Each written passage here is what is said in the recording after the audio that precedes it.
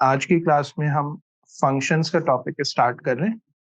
Function की जो basic definition है वो ओ लेवल्स मैथ्स में भी कवर होती है और ये असल में एक रिलेशन होता है जिसमें इनपुट वेरिएबल की हर वैल्यू के लिए हमें एक यूनिक आउटपुट वैल्यू मिलती है।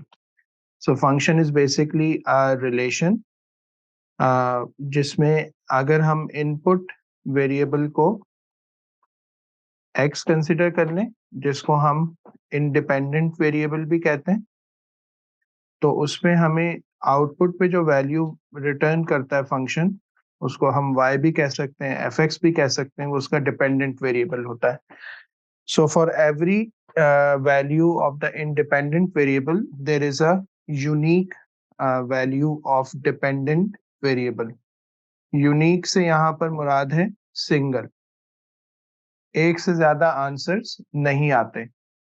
तो मिसाल के तौर पर अगर हमें एक फंक्शन गिवन है y is equal to x plus two, तो हम x की जो भी वैल्यू इसमें पुट करेंगे उसके लिए हमें एक यूनिक आउटपुट y का मिलेगा, और x की एक वैल्यू पे y की एक से ज्यादा वैल्यूज रिटर्न नहीं होंगी। इसी लिहाज से ना फंक्शन की दो टाइप्स बनाई जाती हैं। एक को कहा जाता है वन टू वन फंक्शन और दूसरा कहलाता है मैनी टू वन फंक्शन। तो पहली टाइप वो वन टू वन फंक्शन है और दूसरी type many to one function है। वन टू वन फंक्शन में क्या होगा कि x की जो एक वैल्यू है, फॉर एग्जांपल 1, उस पे जो आपको y की वैल्यू मिलेगी वो किसी भी और x की वैल्यू के लिए नहीं मिलेगी। और मैनी टू वन फंक्शन में क्या होता है कि आपके पास फॉर एग्जांपल हम x की वैल्यू 1 रख देते हैं, तो हमें इस फंक्शन से y की वैल्यू 1 मिल जाएगी बिकॉज स्क्वायर ऑफ 1 इज 1। लेकिन अगर हम x की वैल्यू -1 रखते हैं तब भी हमें y की वैल्यू 1 ही मिलेगी। तो ये एक ऐसा फंक्शन है जिसमें x की दो अलग अलग वैल्यूज के लिए हमें y का सेम आंसर दो या दो से ज्यादा मिल सकते हैं। तो दो वैल्यूज पे मिल गए, इसके अलावा भी केसेस हो सकते हैं। तो अगर x की एक वैल्यू पे मिलने वाली जो y की वैल्यू है वो x की किसी दूसरी वैल्यू पे भी मिल जाए तो फिर हम इसको मैनी टू वन फंक्शन कहते हैं। x की जो वैल्यूज हैं, हमें पता है कि ये हमारी डोमेन कहलाती है और y की जो वैल्यूज हैं वो हमारी रेंज कहलाती है। तो ये जो है ना स्केच के साथ एग्जांपल है वन टू वन फंक्शन की, y is equal to x plus two, और ये y is equal to x square हमारा एक मैनी टू वन फंक्शन है। अब हम डायरेक्टली एग्जांपल्स पे चलते हैं। पहली एग्जांपल में हमें एक फंक्शन गिवन है f x is equal to 5 minus two x. F x is equal to 5 minus two x given function है। हमें x की वैल्यूज यानी डोमेन के लिए जो है ना एक रेंज गिवन है। पार्ट ए में हमसे पूछा जा रहा है write down the domain of the function f, तो वो ऑलरेडी हमें गिवन है। The values of x are starting from -4 up to 5। तो x इज ग्रेटर देन और equal to -4, less than and equal to 5। ये जो रेंज गिवन है ये असल में हमारी डोमेन का आंसर है। पार्ट बी में कहा जा रहा है sketch the graph of the function. Function है f x is equal to 5 minus two x, और इसको हम y is equal to 5 minus two x भी कह सकते हैं। अब ये एक लीनियर फंक्शन है तो जाहिर है इससे एक स्ट्रेट लाइन बनेगी। स्ट्रेट लाइन के हवाले से यहाँ पर दो इंफॉर्मेशन हैं। नंबर वन, अगर मैं इंटरसेप्ट की बात करूं, इसका जो इंटरसेप्ट है वो हमें नजर आ रहा है कि 5 के इक्वल है।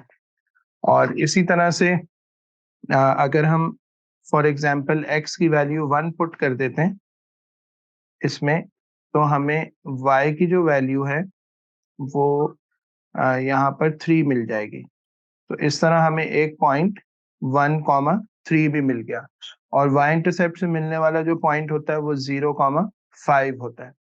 तो अब इन दो पॉइंट्स की मदद से हम इसका एक स्केच ड्रॉ कर लेंगे। तो फॉर एग्जांपल ये वाली y की वैल्यू 5 है, यहाँ पर y की वैल्यू 3 है, यहाँ पर मैं 1 ले लेता हूँ। तो एक पॉइंट अप्रोक्सीमेटली ये बन जाएगा, नेक्स्ट वाला पॉइंट ये बन जाएगा। इन दोनों को अलाइन करके हम एक लाइन ड्रॉ कर देते हैं। अच्छा, अब ड्राइंग में हमें ये ख्याल रखना है कि x की वैल्यू जो है ना वो -4 तक ये जाए और पॉजिटिव साइड पे +5 तक जाए। तो फॉर एग्जांपल ये पॉइंट -4 है और यहाँ कहीं 5 है। तो अगर हम x की वैल्यू इसमें -4 पुट कर देते हैं तो हमें 5 + 8 से 13 मिल जाएगा। तो पॉइंट हमारा बन जाएगा -4 13। और अगर x की वैल्यू हम यहाँ पर 5 पुट कर देते हैं तो हमें -5 मिल जाएगा, जिसका मतलब होगा 5, -5। तो ये हमारे स्टार्टिंग और एंडिंग पॉइंट एक तरह से हम कह सकते हैं कि हमें मिल जाएगा। तो अब हम लाइन इसी तरह ड्रॉ करेंगे कि जो इन दोनों पॉइंट्स तक एक्सटेंड हुई भी हो। अब ये अप्रोक्सीमेटली हम कह सकते हैं कि -4 और 13 वाला पॉइंट होगा। ये वाला पॉइंट 5 -5 का पॉइंट होगा। और इस तरह से ये हमारी ड्राइंग है, स्केच है, जो कि इस पार्ट के लिए हमें चाहिए था। पार्ट सी में कह रहे हैं right down the range of the function. तो हम देख सकते हैं कि y की जो वैल्यूज हैं वो मैक्सिमम इस डोमेन में 13 तक जाएंगी और मिनिमम -5 तक जाएगी। तो हम रेंज को इस तरह बताएंगे कि f(x) इज ग्रेटर देन और equal to -5 and less than और इक्वल टू 13। तो ये जो है इस फंक्शन की रेंज हो गई जो हमें फाइंड करके बतानी थी। We try to explain complex concepts in simple language and with effective examples. If you like the video and the way we explain the subject, consider liking this tutorial, commenting on it and subscribing to our channel and press the bell icon, so that you stay updated and get notified when we upload more videos. Thanks for watching.